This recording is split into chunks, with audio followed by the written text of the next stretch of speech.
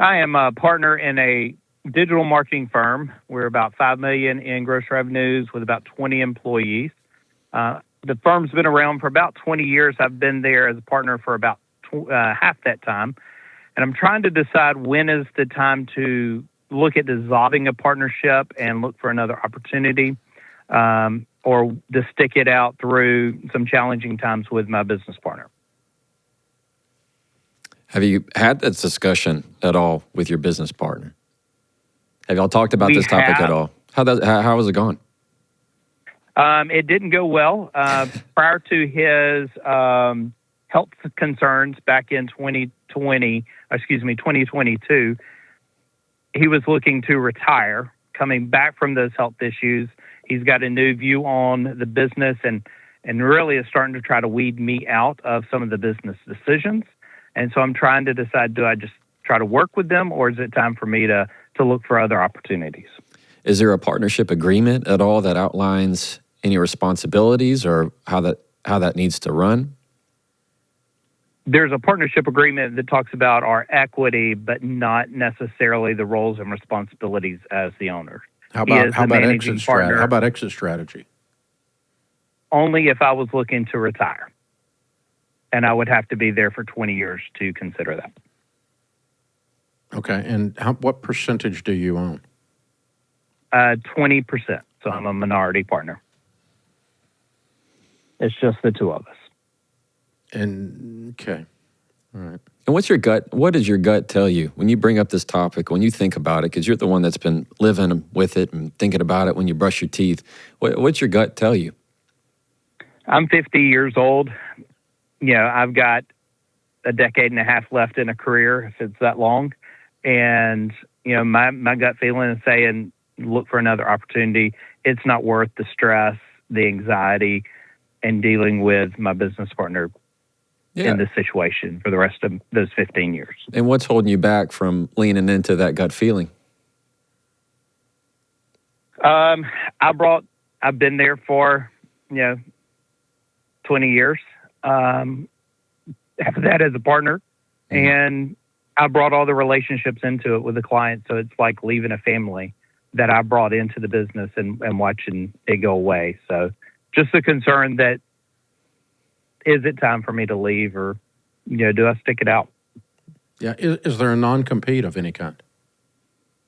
There is a non-compete that I can't go into the same industry, but I could work for businesses in their for how long? Digital marketing for a year. Okay. All right.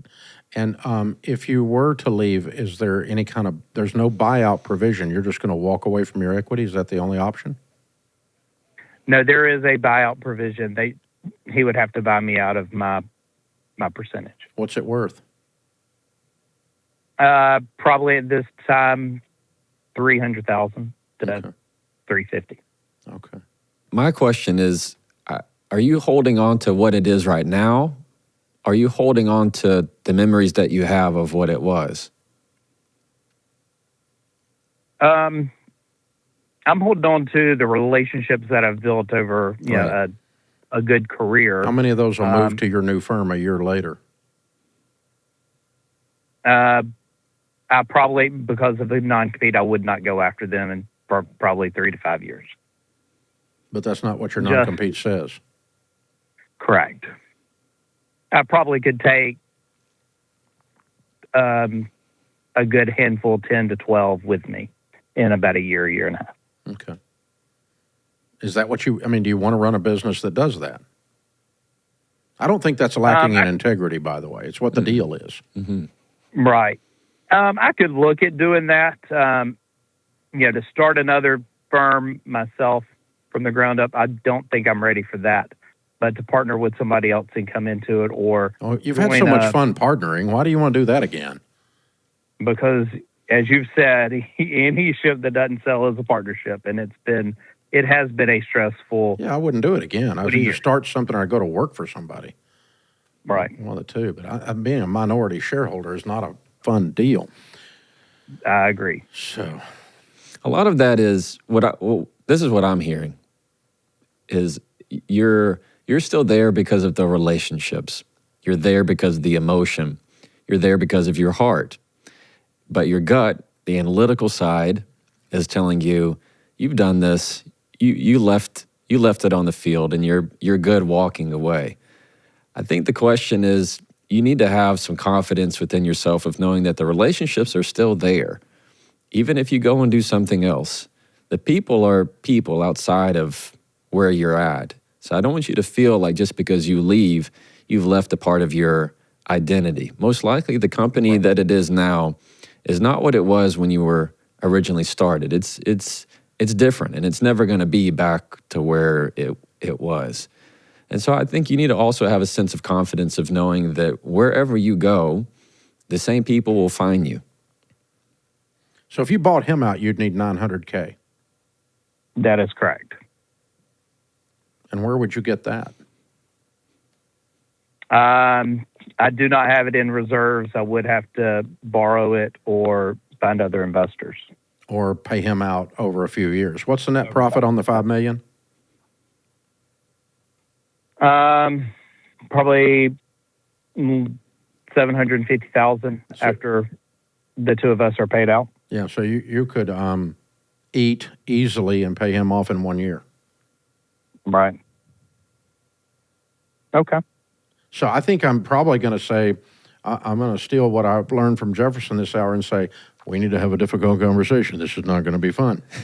We were talking before you were sick about you leaving, and I was looking forward to me finishing this up and you moving on to retirement, and now you've changed that game, and I'm not okay with that. Okay.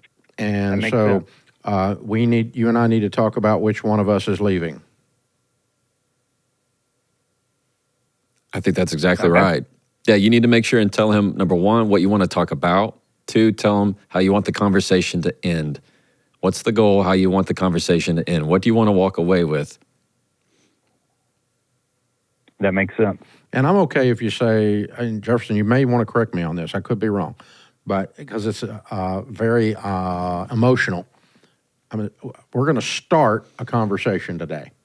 We're going to end it within the next few weeks to give you time to process this information. But the conversation sounds like this. You went out sick. We thought that you were moving, and when you came back, you said you're staying. And now I'm not okay with where we are. And I want to talk about you either buying me out or me buying you out. I would prefer to buy you out. But let's begin a conversation talking about that, and you go home and talk to your wife about it, and let's get back together on Thursday. I love it. Okay. The only thing I would tweak is that when you say lead with what you want to talk about, so it's, hey, I'd love to talk about I want to talk with you about our current structure, and then add in what Dave just said. And I want to walk away with the understanding that this is not a conversation that's concluding today. It's not going to finish tomorrow. It's a conversation that's going to last several weeks.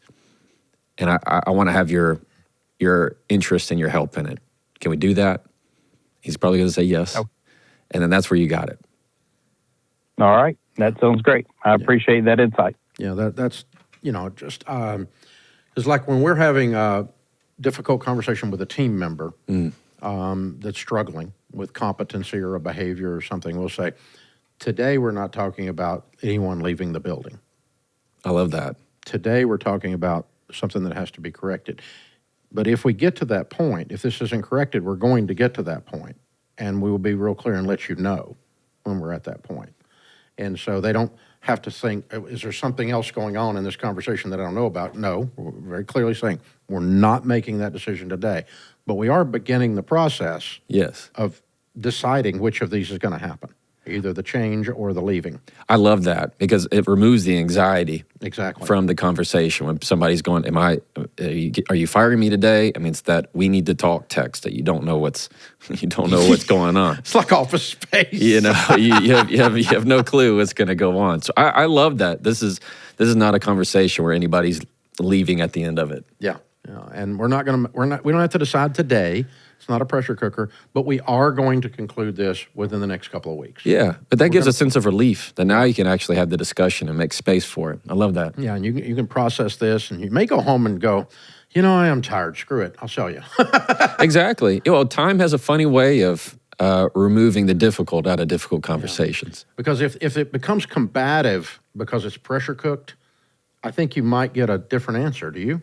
Yeah, because then they feel like they're trapped. Then they feel like they don't have I have to fight to keep it, even though I didn't want to. Problems happen when you're forced into a conversation you're not ready for. You know, when they say, hey, you got 5 minutes, when they mean, hey, do you have 45 minutes for me to talk to you about something you're not ready for right now? So don't go into a conversation at 10% of yourself when you have to show up for 100%. You're gonna lose. Yeah, that's good. Or if you say, you got to decide right now, then the decision's always, well, I'm gonna fight. Exactly. Yeah, you just feel like you're backed up into a corner. Then you have to show your teeth. Then you have to start getting out the gloves. That's it. Good. Very good stuff. Jefferson Fisher, ladies and gentlemen. The next conversation, argue less, talk more. He'll be at EntreLeadership. Thanks for hanging out with us, my Thanks for friend. having me. That was a joy. It was a great hour. Very good stuff.